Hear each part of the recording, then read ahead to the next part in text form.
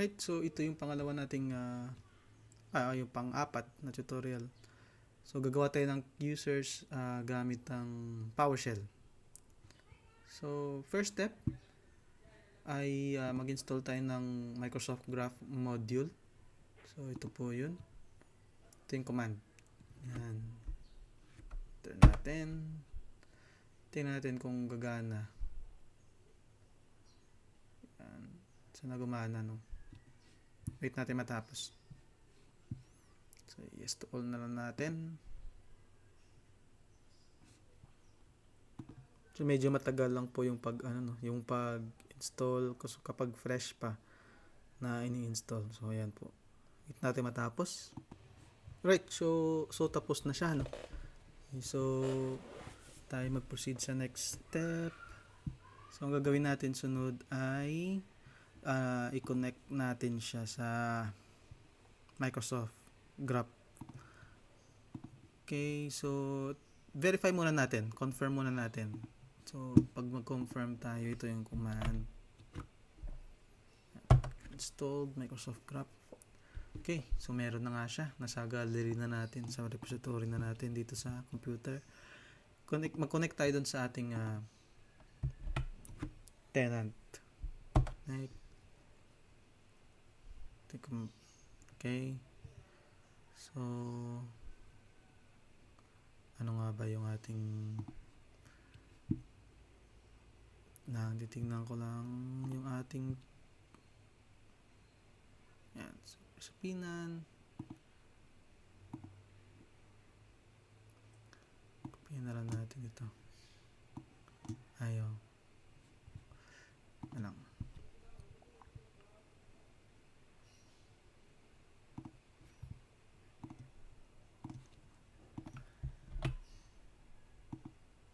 Next.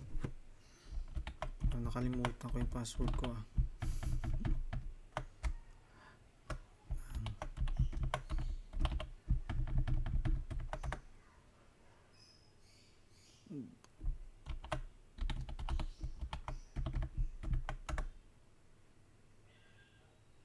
Yun. So ito yung mga access, read and write. So parang almost full access na siya. So sa Microsoft Graph, so, consent na lang natin on behalf. Since naman na ako, GA Global Admin. Accept. Yan. Okay. So try natin. Mag-try nating i-ano yung mga users. So get mg user. Sino yung mga users na yun? Sa tenant natin. So ito yung command, get mg users.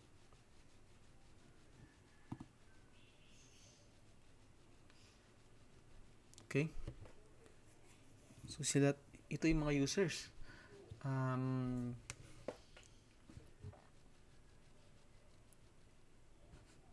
Okay, so since experiment ito, laboratory, delete muna natin itong apat na ginawa natin kanina, no? So sila pa rin yung ating gagawin. Okay, so delete muna natin.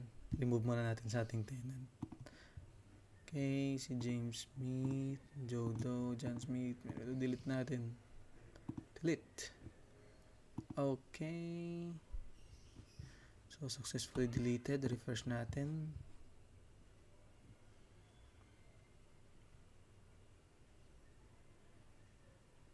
Alright. So punta natin sa deleted users. Baka nandito pa eh. Yan. Dito pa nga. So para malinis, delete permanently na natin. Okay. Fresh. Okay, wala na sila.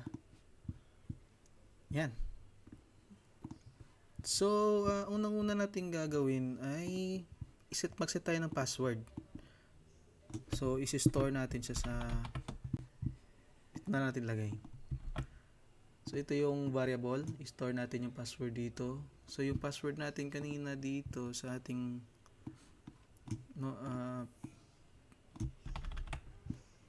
testing is ito. Lagay natin dito. Yan. So, force change password. So, hindi natin sila i-force na mag-change. So, i-run natin to muna. Yan. So, naka-store na yung password na to dito sa variable na to. So, next is ito yung okay, so ito naman yung command para gumawa ng users.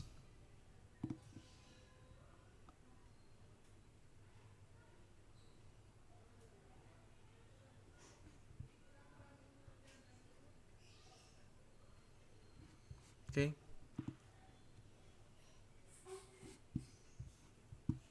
So, try natin i-edit. Okay, so bali una gagawa muna tayo ng isang user. Si John Smith. Okay. So, yung display name is John Smith.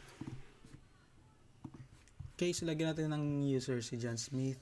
So, remove na lang natin itong mail nickname, no? Yan. So, principal name.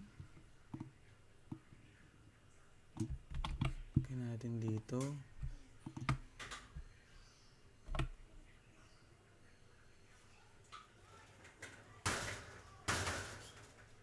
Yan. So, password. Remove na rin natin to. Try natin kung gagana yung ating gagawin.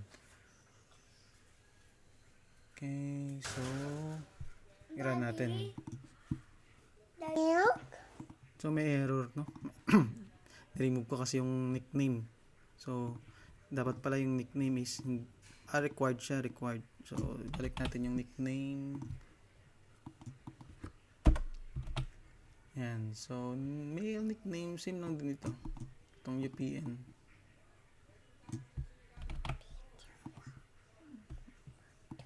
Oh. Yan. Try natin ulit. I-run.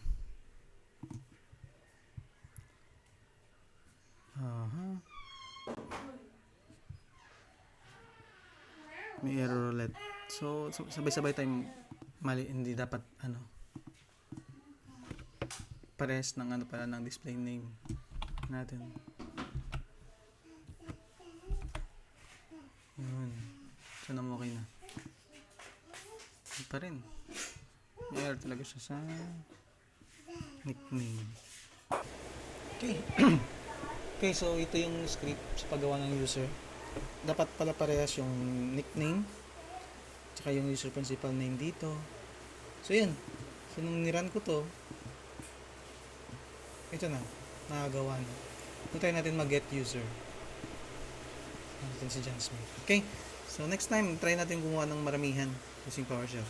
Thank you. Bye-bye.